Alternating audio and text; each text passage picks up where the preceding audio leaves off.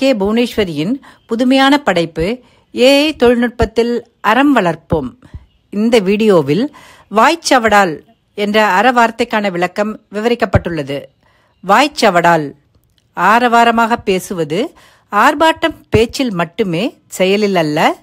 பிறரை தூண்டிவிடும் அளவுக்கான பேச்சுவன்மை.